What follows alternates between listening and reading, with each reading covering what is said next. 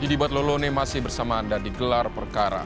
Saudara, jelang putusan akhir terhadap terdakwa pembunuhan berencana Brigadir Nofriansah Yosua Huta Barat, Barada Richard Eliezer banjir dukungan.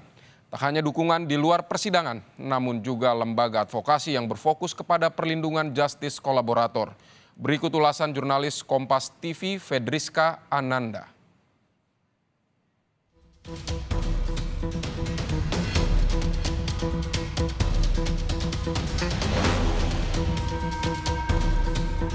Penuntut umum dalam surat tuntutan tertanggal 18 Januari 2023 ternyata telah mengakui bahwa terdakwa Richard Eliezer Pudiang Lumiu merupakan saksi pelaku yang bekerja sama untuk mengungkap tindak pidana yang didakwakan.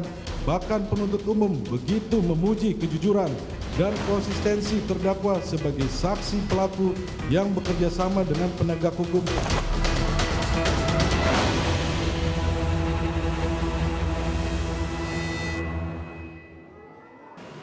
Senin lalu jelang sidang pembacaan replik terhadap Barada Richard Eliezer dan Putri Chandrawati, lembaga advokasi ICJR mengirimkan dokumen amicus curiae ke Pengadilan Negeri Jakarta Selatan yang menangani perkara pembunuhan berencana terhadap Brigadir Nofriansah Yosua Huta Barat. Amicus curiae atau sahabat pengadilan mengirimkan rekomendasi agar majelis hakim mendengarkan aspirasi masyarakat yang menaruh perhatian atas tewasnya Brigadir Nofriansah Yosua Huta Barat.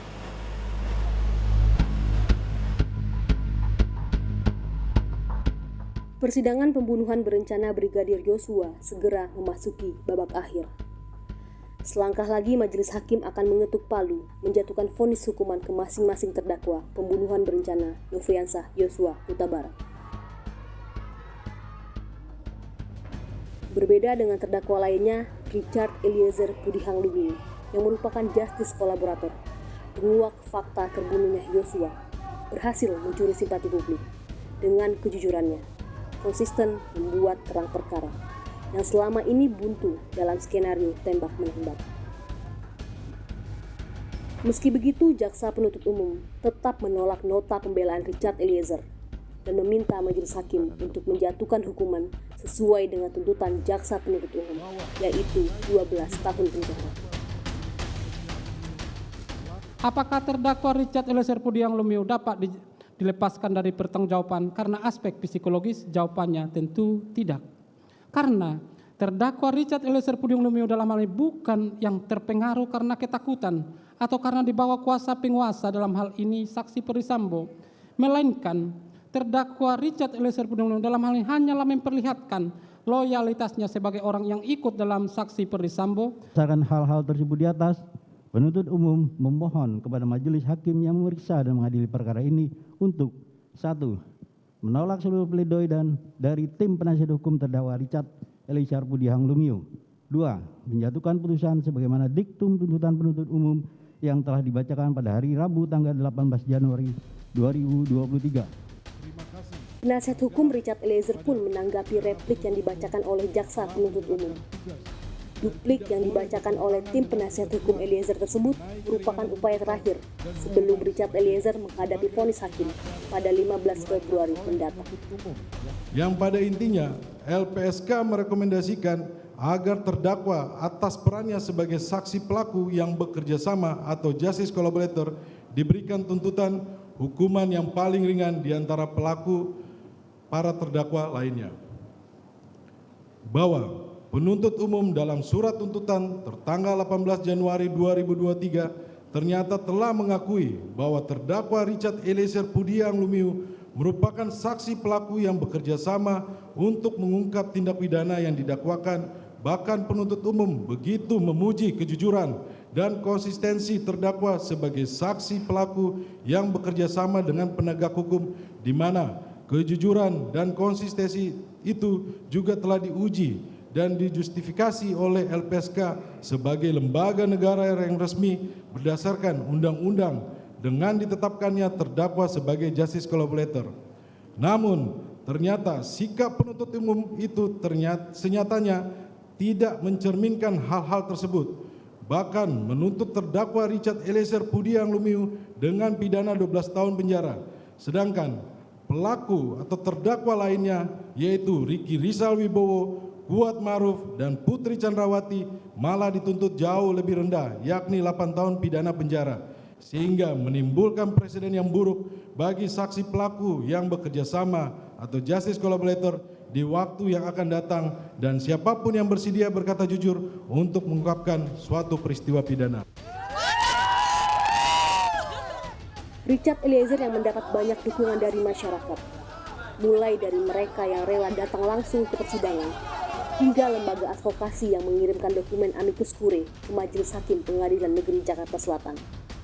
Lembaga Advokasi Institute for Criminal Justice Reform atau ICJR bersama dengan lembaga advokasi lainnya mengirimkan dokumen amicus curiae dengan harapan Majelis Hakim dapat mempertimbangkan dukungan publik terhadap Richard Eliezer dan menjatuhkan vonis yang lebih ringan dibandingkan dengan terdakwa lainnya. Jadi kepentingan kami ini bukan hanya soal Baradae, bukan hanya soal kasus ini, meskipun kasus ini juga penting, tapi ini pesan penting. Begitu ya, ini jadi pesan penting untuk masyarakat luas, jangan takut untuk memberikan keterangan, untuk membongkar suatu kasus kejahatan.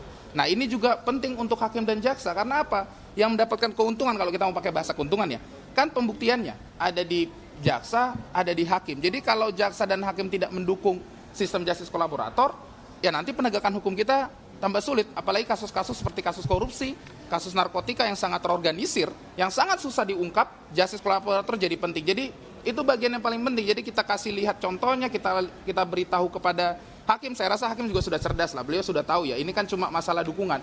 Jadi supaya hakim tahu bahwa hakim tidak berjalan sendiri, bahwa ada sistem besar yang harus kita selamatkan. Apa itu sistem justice kolaborator? Jangan sampai nanti orang bilang, apa pentingnya jadi justice kolaborator? Sudah capek-capek di ruang sidang, mengungkapkan kebenaran, tuntutan atau putusannya juga masih berat.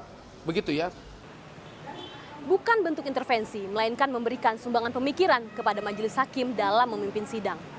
Amicus curiae memang memberikan perhatian khusus dalam perkara dengan perlindungan terhadap justice kolaborator. Namun, tidak serta-merta mempengaruhi majelis hakim dalam memutus satu perkara. Majelis hakim tetap mempertimbangkan fakta dalam persidangan. Pengadilan Negeri Jakarta Selatan mengkonfirmasi telah menerima amicus curiae yang dikirimkan oleh lembaga advokasi ICJR, Pilnet, dan Elsam. Dokumen tersebut berisi opini dan pendapat hukum terkait keadilan hukum bagi Richard Eliezer yang mengharapkan keringanan hukuman atas Eliezer. Meski begitu, Pengadilan Negeri Jakarta Selatan menyebut amicus curiae tidak bersifat mengikat, melainkan hanya pendapat pihak luar, sebagaimana bahan pertimbangan bagi majelis hakim dalam menjatuhkan vonis kepada terdakwa. Jadi memang benar, sudah saya cek ke bagian umum PTSP, kemarin hari Senin tanggal 30 Januari ada masuk surat permohonan amicus curiae dari rekan-rekan dari ICJR ya. Sebenarnya saya informasikan dulu ya, untuk amicus curiae ini sebenarnya dalam praktek sudah lama itu.